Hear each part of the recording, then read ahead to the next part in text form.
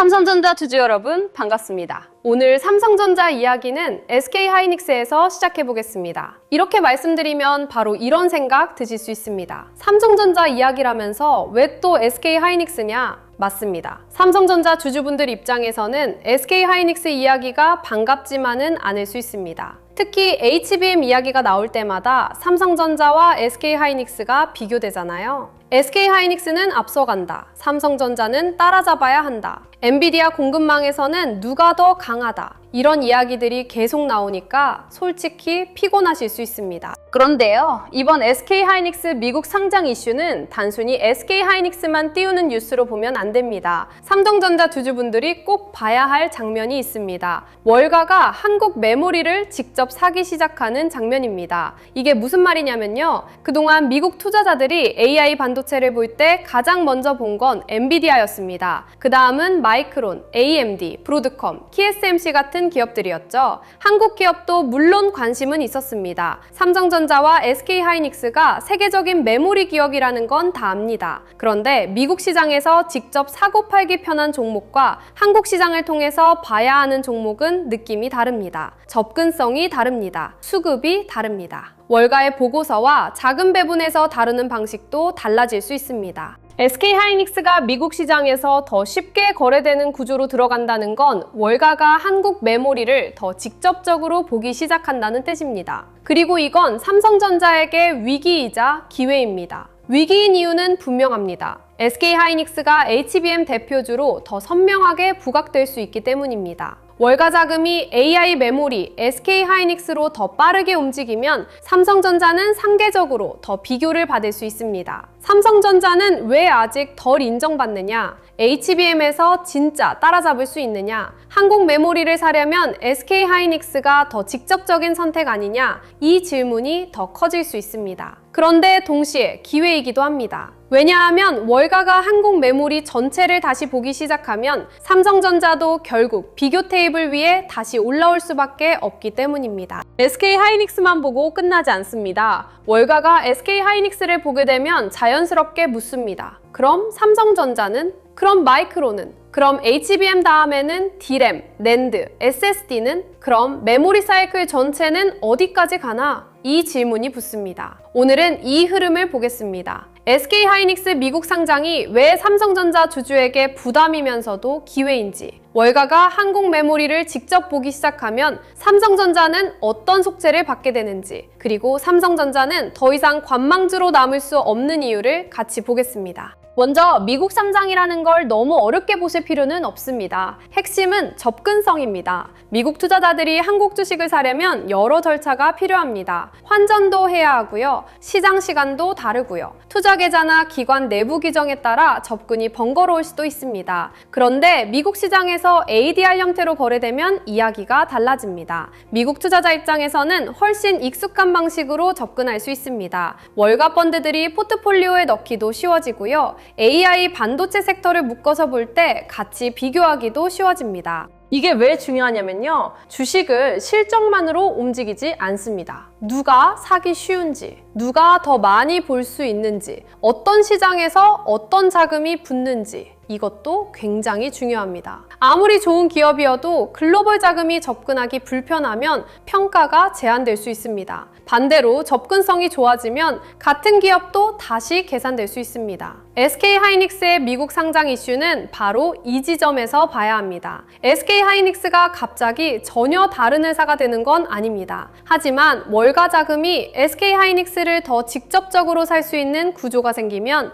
AI 메모리 대표주로서 존재감은 더 커질 수 있습니다. 그리고 여기서 삼성전자는 가만히 있을 수 없습니다. 왜냐하면 SK하이닉스가 더 선명해질수록 삼성전자는 더 강하게 비교받기 때문입니다. 비교는 부담입니다. 하지만 비교 테이블에 다시 올라간다는 건 기회이기도 합니다. 월가가 AI 메모리를 볼 때 가장 먼저 묻는 건 단순합니다. 누가 AI 수요를 가장 잘 먹고 있느냐? 이 질문입니다. 지금 AI 반도체 시장에서 엔비디아가 중심에 있는 건 맞습니다. GPU가 있어야 AI 서버가 돌아가고요. 그 옆에 HBM이 붙습니다. 이 구조에서 SK하이닉스는 강한 이미지를 만들었습니다. HBM에서 앞서간다. 엔비디아와의 연결이 강하다. AI 메모리 수요를 가장 직접적으로 받는다. 이 이미지가 굉장히 중요했습니다. 삼성전자는 여기서 계속 질문을 받았습니다. HBM에서 늦은 것 아니냐? 고객 신뢰를 회복할 수 있느냐? 고부가 메모리에서 이익률을 끌어올릴 수 있느냐? 이 질문이 삼성전자를 눌렀습니다. 그런데 여기서 봐야 할 게 있습니다. AI 메모리 시장이 HBM 하나로 끝날까요? 아닙니다.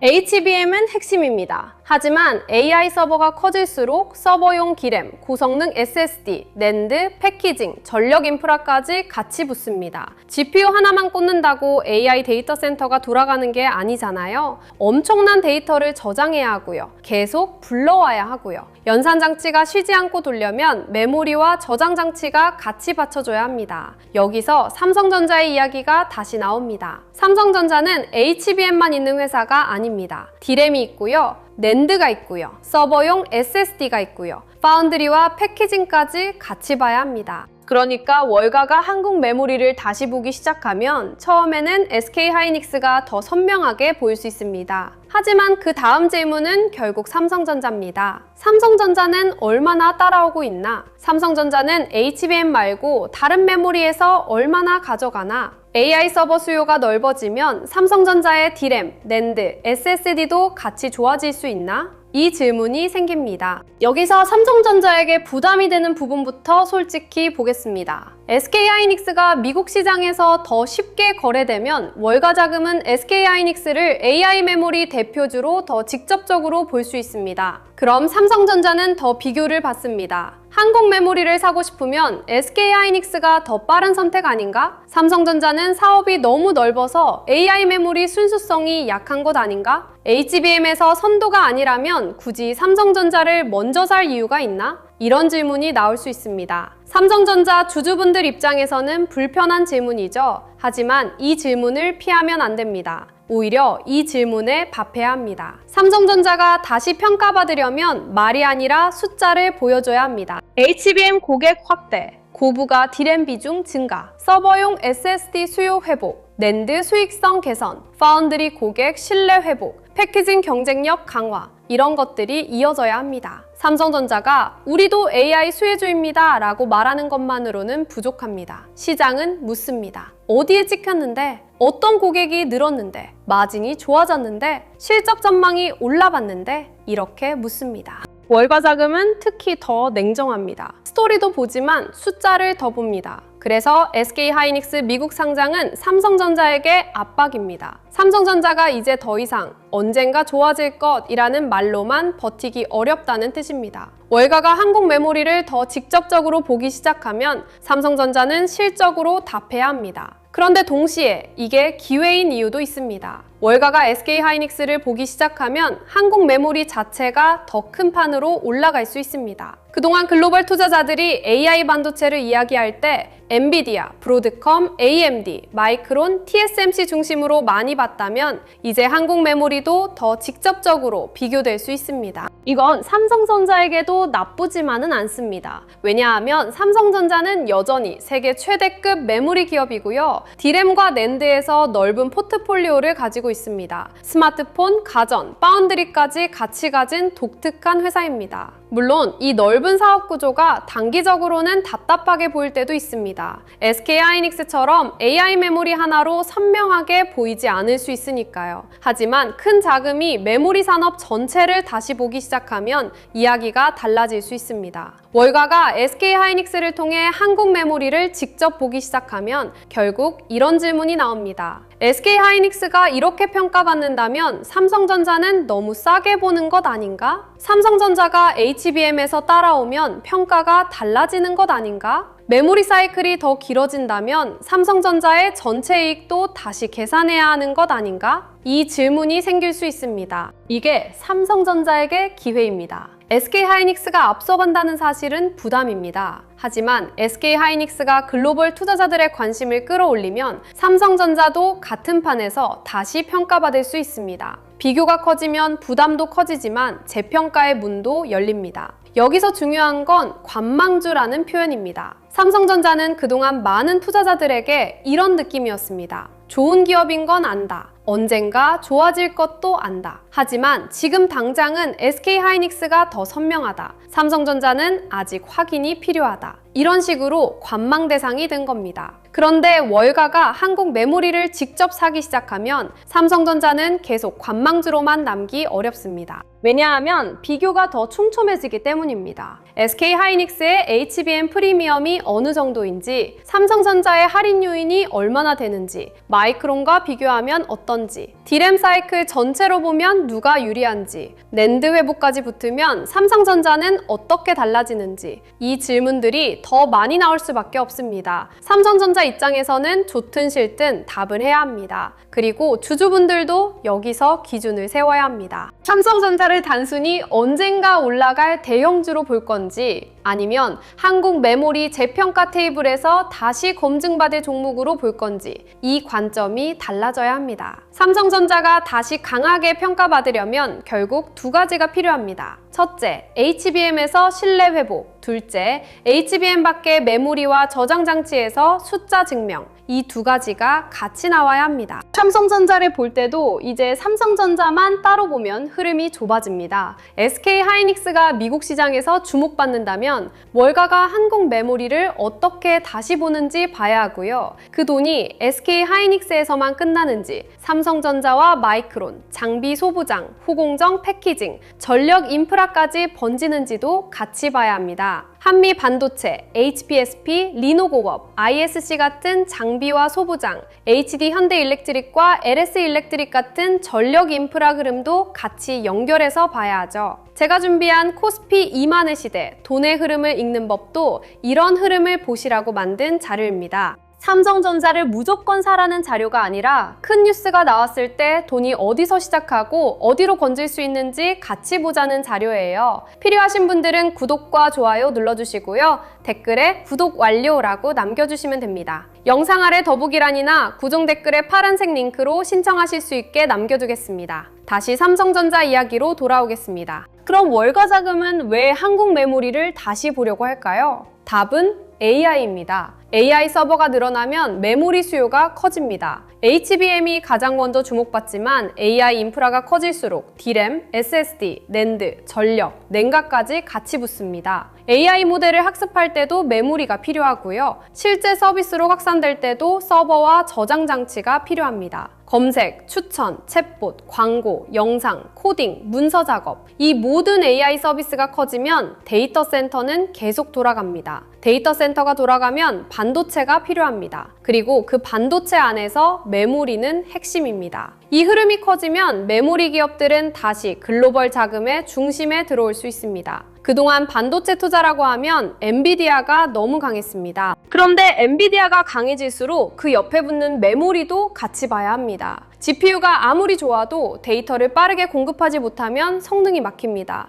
HBM이 중요한 이유도 여기에 있습니다. 그리고 HBM 다음에는 서버용 D램과 SSD도 봐야 합니다. 여기서 삼성전자의 영역이 넓어집니다. 삼성전자는 HBM에서 더 증명해야 합니다. 하지만 AI 서버 수요가 넓어질수록 삼성전자가 볼 수 있는 시장도 넓어집니다. 그래서 SK하이닉스 미국 상장은 단순 경쟁사 뉴스가 아닙니다. 월가가 한국 메모리를 AI 인프라의 핵심으로 다시 보는 장면일 수 있습니다. 삼성전자 주주분들은 이걸 놓치면 안 됩니다. 물론 여기서도 조심해야 합니다. SK하이닉스 미국 상장이 있다고 해서 삼성전자가 자동으로 재평가받는 건 아닙니다. 이건 착각하면 안 됩니다. 월가가 SK하이닉스를 산다고 해서 삼성전자를 같이 사야 하는 의무는 없습니다. 오히려 더 냉정하게 나눠볼 수 있습니다. HBM에서는 SK하이닉스, 범용 메모리와 낸드 회복에서는 삼성전자, 미국 메모리 비교주로는 마이크론, 이렇게 나눠서 볼 수 있습니다. 그럼 삼성전자는 더 명확한 이유를 보여줘야 합니다. 우리도 HBM을 따라잡고 있다. 우리도 AI 서버 수요에서 숫자가 나오고 있다. 우리 낸드와 SSD도 회복되고 있다. 우리 파운드리와 패키징도 다시 기회를 만들고 있다. 이런 식으로 구체적인 답이 필요합니다. 삼성전자 주가가 다시 강하게 평가받으려면 단순히 SK하이닉스가 잘 된다는 이유만으로는 부족합니다. 삼성전자만의 근거가 있어야 합니다. 그러니까 이번 이슈를 볼 때 이렇게 봐야 합니다. SK하이닉스 미국 상장은 한국 메모리 전체를 월가 앞에 올려놓는 사건입니다. 하지만 그 테이블에서 삼성전자가 다시 선택받으려면 삼성전자만의 숫자와 신뢰가 필요합니다. 이게 핵심입니다. 보유자분들은 이 흐름을 어떻게 봐야 할까요? 먼저 불편함을 피하지 않으셔야 합니다. SK하이닉스가 더 주목받는 건 삼성전자에게 부담입니다.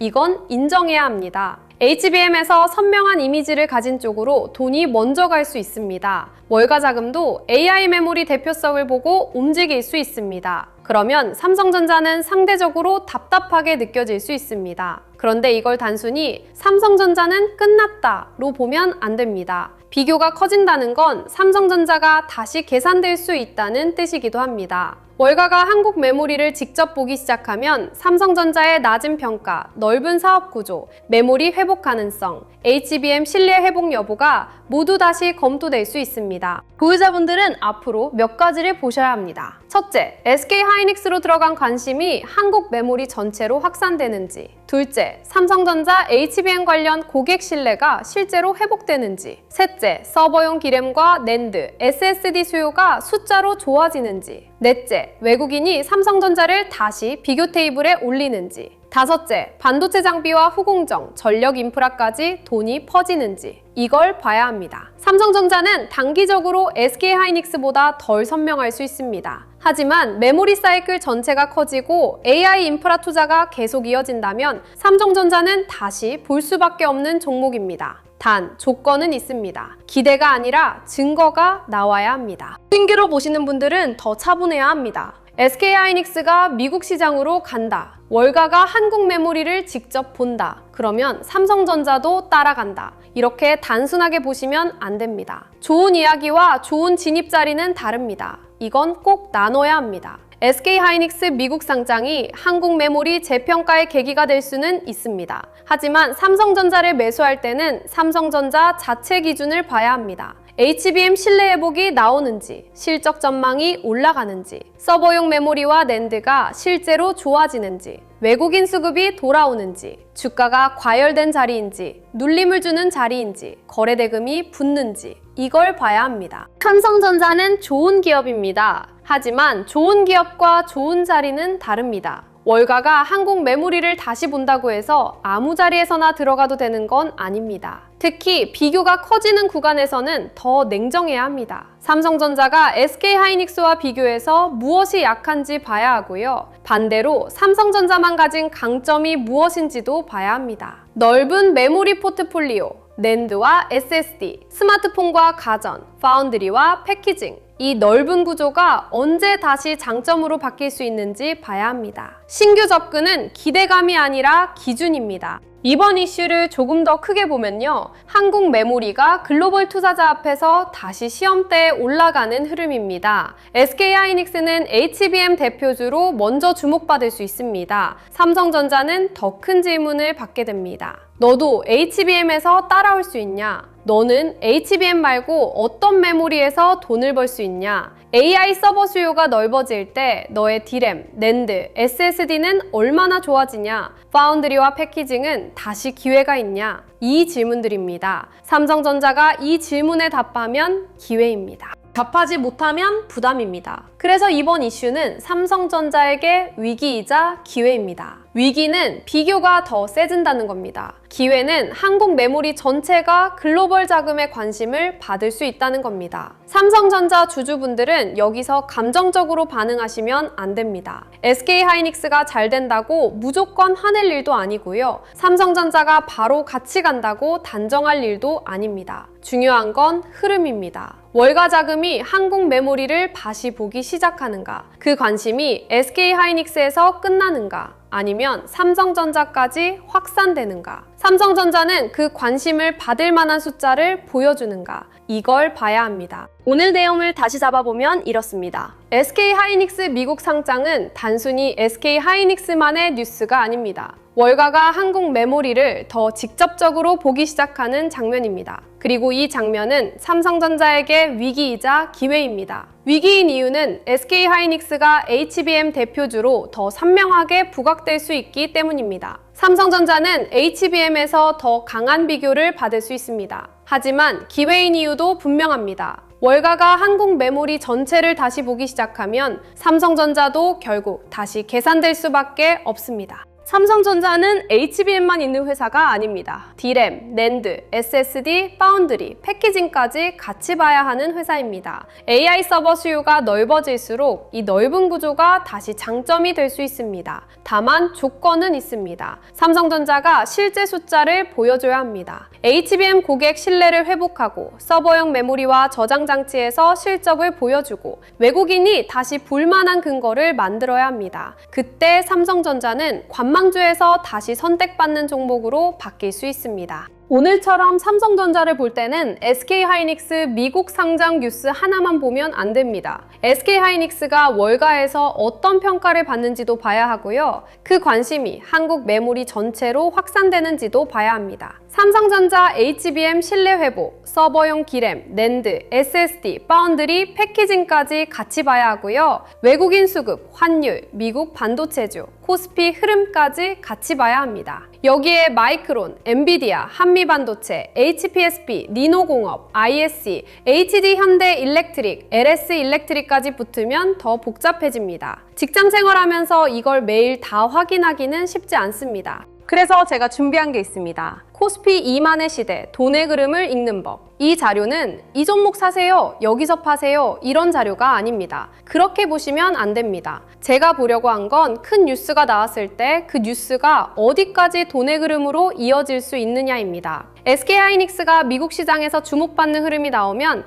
SK하이닉스만 볼 게 아니라 삼성전자, 반도체 대형주, 전력 인프라, 반도체 장비 소부장, 후공장 패키징, 증권, 금융, 자동차, 자율주행, 저평가 대형주까지 돈이 어떻게 퍼질 수 있는지 봐야 합니다. 자료 안에는 실명 관찰 종목 41개가 들어가 있습니다. 삼성전자, SK하이닉스, 한미반도체, HPSP, 니노공업, ISC, HD 현대 일렉트릭, LS 일렉트릭 같은 종목들이 들어가 있고요. 이건 매수 종목표가 아닙니다. 돈의 길목을 미리 펼쳐놓고 보는 지도에 가깝습니다. 섹터도 7개로 나눠놨습니다. 반도체 대형주, 전력 인프라, 반도체 장비 소부장, 후공장 패키징, 증권, 금융, 자동차, 자율주행, 저평가 대형주. 이렇게 시장에서 돈이 퍼질 수 있는 길을 나눠서 보는 겁니다. 타점 기준도 4개로 정리했습니다. 돌파, 눌림, 회복, 과열 회피. 좋은 뉴스가 나왔다고 이미 뜨거운 자리에서 따라가면 힘듭니다. SK하이닉스 미국 상장, 월가 자금, 한국 메모리 재평가 같은 말만 듣고 급하게 들어가면 좋은 종목을 사도 마음이 흔들릴 수 있습니다. 반대로 큰 흐름은 살아있는데 잠깐 흔들렸다고 너무 빨리 포기해도 아쉽습니다. 잠깐 흔들리는 것과 큰 흐름이 꺾이는 건 다르거든요. 그래서 지금 자리가 어떤 자리인지 같이 구분해보자는 겁니다. 매매전 체크 10가지도 넣어뒀습니다. 내가 삼성전자라는 이름만 믿고 들어가는 건 아닌지,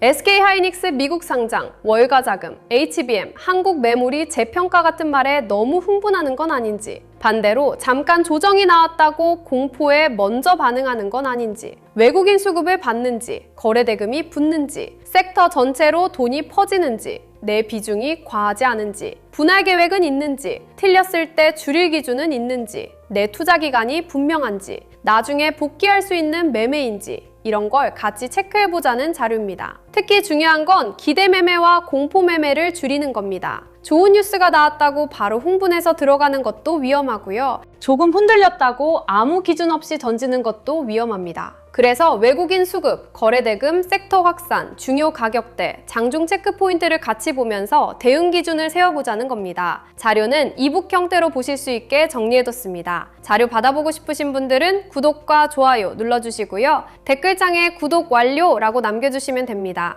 영상 아래 더보기란이나 고정 댓글에 파란색 링크로 신청해주시면 됩니다. 신청해주신 분들께는 자료를 순차적으로 안내드리겠습니다. 그리고 하나만 더 말씀드리겠습니다. 요즘 이런 말씀 많이 하십니다. 내용은 좋은데 직장 생활하면서 이걸 매일 다 확인하기는 어렵다. 맞습니다. 삼성전자 하나만 봐도 주가만 보는 게 아닙니다. SK 하이닉스 미국 상장도 봐야 하고요. 월가 자금, HBM, D램, 낸드, SSD, 외국인 수급, 환율, 미국 반도체주까지 같이 봐야 합니다. 여기에 마이크론, 엔비디아, 장비주, 후공정, 전력 인프라까지 붙으면 혼자 매일 다 챙기기 어렵습니다. 그래서 신청해주시는 분들에 한해 자료와 시장 흐름을 조금 더 편하게 확인하실 수 있는 공간도 준비하고 있습니다. 다만 이건 분명히 말씀드릴게요. 매수와 매도를 찍어주는 리딩방은 아닙니다. 수익을 보장하는 곳도 아닙니다. 영상에서 다루는 흐름, 삼성전자 대응 기준, 중요한 가격대, 장중 체크포인트, 반도체와 관련 섹터 흐름을 조금 더 보기 쉽게 정리해드리는